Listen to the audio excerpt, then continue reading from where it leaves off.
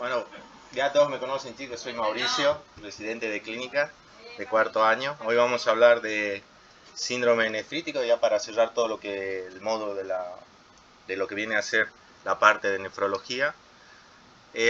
Como definición tenemos que el síndrome nefrítico es una de las formas de presentación de las enfermedades glomerulares. Como bien saben, dependiendo de la afectación que tenga a nivel renal que tenga el paciente, son las que en este caso tiene a nivel glomerular. ¿Por qué? Porque tiene, al tener esa afectación va a tener distintas manifestaciones, y en estas manifestaciones lo que vamos a ver y vamos a encontrar como características de todo esto es hematuria, podemos encontrar o no oliguria, daño renal por todo este daño a nivel de la membrana basal, donde esto, al ser una enfermedad de presentación aguda, va a tener como desenlace final una disminución en el filtrado glomerular y todos los síntomas que les voy a ir mencionando. Como causas tenemos las que pueden ser las que directamente se generan a nivel renal o sistémicas, y a partir de ahí vamos a poder determinar con distintos estudios, con laboratorios, ya estudios más específicos, cuál es la caracterización y en cuanto a su definición y tratamiento de cada una de ellas. La fisiopatología del síndrome nefrítico como tal, independientemente de que sea una afectación por afectación sistémica o a nivel renal, básicamente es por la mediación de un antígeno por una exposición a una infección previa, donde tenemos ya sea a nivel cutáneo o a nivel de vía aérea superior, se forman anticuerpos. Estos anticuerpos se pueden alojar a nivel o estar circulando a nivel sistémico. Estos inmunocomplejos circulantes se van a depositar a nivel glomerular, que hace que se destruya, se adhiera al podocito, aumenta la permeabilidad del podocito, y al aumentar la permeabilidad del podocito permite, ya no va a filtrar las macromoléculas y micromoléculas, que eso se va a transmitir en uno de los hallazgos laboratoriales, como es la proteinuria. Al tener activación del complemento mediada por la respuesta de los inmunocomplejos circulantes, ya sea sistémico o renal, se va a ver que al hacer un dosaje de los mismos, van a ver que estos están disminuidos. Bien, todo esto ¿a qué lleva? Que tenga una disminución en la filtración glomerular. Al haber esta disminución en la filtración glomerular, vamos a objetivar en dos circunstancias: en oliguria, y esto en el laboratorio en un aumento de la urea y la creatinina, y muchas veces el paciente simplemente viene con un laboratorio control y podemos encontrar como único hallazgo positivo una injuria renal, que a partir de ahí vamos a determinar si es aguda, es crónica, de acuerdo al interrogatorio que uno pueda hacer al paciente. Al tener esta disminución en el filtrado glomerular, ¿por qué se produce hipertensión arterial? Porque el riñón trata de tener una compensación. Esta compensación hace que se disminuya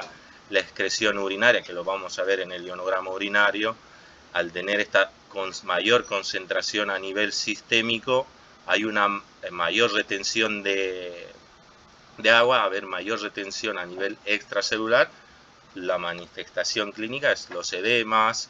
sobre todo a predominio de miembros inferiores, y si esto se viene perpetuando por la disminución del sistema renina-angiotensina-aldosterona, el paciente puede tener como manifestación signos de sobrecarga más importantes. En cuanto a las manifestaciones clínicas, como les mencionaba, al tener un daño a nivel glomerular, uno en los laboratorios, ya sea en la orina completa, el paciente te puede venir y decir, bueno, estoy orinando con sangre sin ningún síntoma asociado. Puede ser microscópica, por eso es importante pedir una orina completa en orina, donde la característica del síndrome nefrítico es la presencia de eritrocitos dismórficos por el daño que tiene a dicho nivel, o cilindros eritrocitarios. A su vez es importante que podamos determinar, como les mencionaba, al tener una disminución en la permeabilidad a nivel de la membrana basal, por la activación de inmunocomplejos, que disminuye el complemento, que hace que una reacción sistémica por localización, por la migración de los factores de necrosis tumoral, la migración de linfocitos y monocitos, hay una inflamación y destrucción de los mismos y hace que filtre todo eso y se presente la proteinuria. La diferencia importante, como lo habíamos visto en clases previas, es de que en este caso la proteinuria no va a estar en un rango nefrótico. Los edemas es propio de lo que ya les mencionaba, de esta disminución de la excreción de sodio, retención de líquidos, con la manifestación de edemas a predominio de miembros inferiores, y si toda esta fisiopatología lleva a que el paciente tenga hipertensión arterial si previamente ya no lo tenía o no lo conocía. En cuanto a las causas de síndrome nefrítico, varía según la edad en cuanto a la frecuencia. Menores de 15 años tenemos la que es postinfecciosa, de entre 15 y 65 años tenemos la nefropatía por IgA, como también tenemos lo que va a ser la lúpica, y mayores de 65 años con mayor frecuencia tenemos las vasculitis. Para mencionarlas y hablar simplemente de la post-estreptocócica que se desarrolla, es importante acá tener el nexo entre el periodo de infección previa que ha tenido el paciente, ya sea a nivel cutáneo o a nivel de vía aérea superior, y con la aparición de los síntomas. Los síntomas, ¿cuáles son? Las que ya mencionaba. El paciente puede venir con síntomas bastante inespecíficos relacionados con la hipertensión arterial o sobre todo con la oligoanuria. El dosaje de C3 de complemento se va a ver que está disminuido durante las primeras 2 semanas y después va a normalizar. Por eso es que no se hace ningún seguimiento con el específico, y el hecho de tener una hipocomplementemia se debe pensar en otras causas. El tratamiento básicamente es de sostén, porque se ha visto que no ha tenido progresión y su resolución es espontánea. Es importante, si el paciente está con cifras tensionales altas, es una dieta hiposódica, manejar un control del peso diario, ya que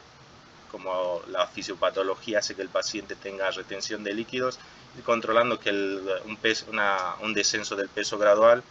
La antibioticoterapia solo está reservada en casos específicos, que el paciente esté cursando con una infección asociada que está agravando el cuadro. Los diuréticos, obviamente, si el paciente se va manejando de acuerdo a los signos de sobrecarga que tenga, si está con requerimiento de oxígeno o no, se hace un poco más agresivos, bolos, después mantenimientos, y la titulación de antihipertensivos es importante, ya que es un mecanismo desencadenante para tener otros factores cardiovasculares del paciente. La realidad es que estos pacientes no suelen evolucionar a terapia de reemplazo renal, ya que la resolución suele ser espontánea, y en estos casos simplemente cuando ya ha progresado estamos hablando de una rápidamente progresiva. La biopsia renal solo está indicada en presentaciones atípicas, es decir, que falta de un nexo, de un antecedente infeccioso, y que sea de una presentación espontánea, que no esté asociada a una enfermedad renal propiamente dicha o sistémica, que tenga signos de una injuria renal rápidamente progresiva, que tenga signos de enfermedad sistémica que no esté del todo claro y no esté asociada con el cuadro clínico del paciente. Y la hematuria se ha visto que puede estar persistente hasta 2-3 semanas, pero si persiste y sigue habiendo un daño glomerular a partir de ese lapso de tiempo, tiene indicación de biopsia para descartar otras etiologías. La macrohematuria mayor a 3 semanas no es normal, es esperable que hasta las 3 semanas el paciente pueda tener la filtración de proteínas por todo el daño que ha recibido a ese nivel, y la microhematuria puede estar hasta los 2 años, pero por eso es importante hacer el seguimiento y control. Si es mayor a los 2 años, tiene indicación de biopsia renal. El complemento disminuido puede estar hasta 10 semanas, por eso es que no se lo utiliza como seguimiento ni control por ambulatorio, y en el caso de que el paciente durante 3 meses en los laboratorios tiene empeoramiento de la falla renal a pesar del tratamiento de sostén, como es una rápidamente progresiva, tiene indicación de biopsia renal para determinar si no tiene algo más asociado. La nefropatía por IgA, la enfermedad de Behçet, que es más frecuente entre los 20 y 40 años, este es por depósitos a nivel de la membrana basal de depósitos mesangiales de IgA. Obviamente hay una mayor concentración sistémica, esta mayor concentración sistémica hace que se depositen y eso hace la activación del complemento y destrucción y cicatrización del glomérulo, que hace que tenga la falla renal. Esto siempre el diagnóstico es por biopsia renal. El manejo básicamente es como el síndrome nefrítico, manejo de las cifras tensionales, manejo de la sobrecarga hídrica con diuréticos y el uso de corticoides de pulso, mantenimiento. La púrpura, como vemos que es en pacientes más de 65 años, es una enfermedad de pequeño vaso. Las manifestaciones asociadas a todo lo que es la hematuria, la proteinuria en rango no nefrótico, la hipertensión, es sobre todo la presencia de púrpura palpable que tiene predominio de miembros inferiores, sin relación de alguna afectación de alguna coagulopatía que tenga el paciente, que no tenga antecedentes de ningún traumatismo o algo que justifique la presencia de esas púrpuras, y el tratamiento de la misma forma, corticoides, si no responden a los corticoides, inmunosupresores, y en algunos casos donde es rápidamente progresiva la enfermedad renal crónica y llega a tener criterios de diálisis, se puede optar por hacer la plasmaféresis para quitar todo lo que viene a ser los complementos.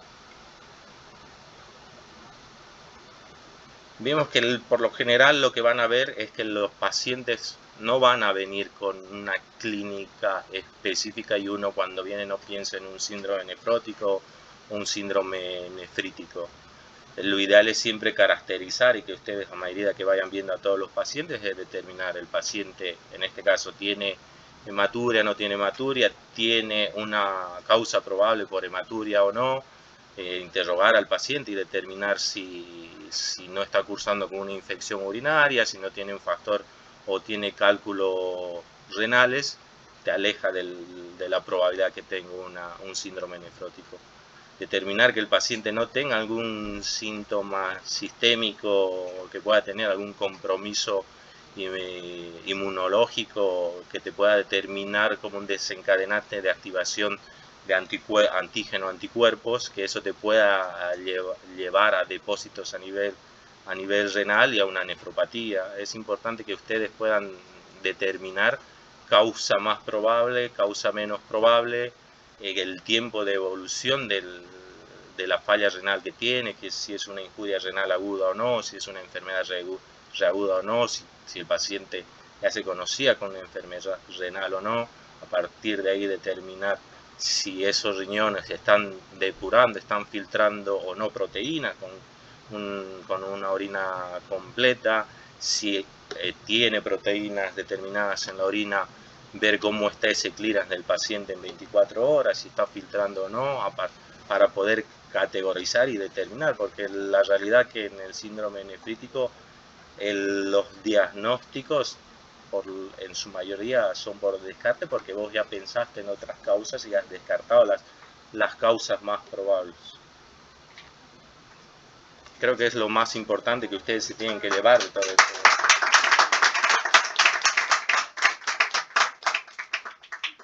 No hay preguntas.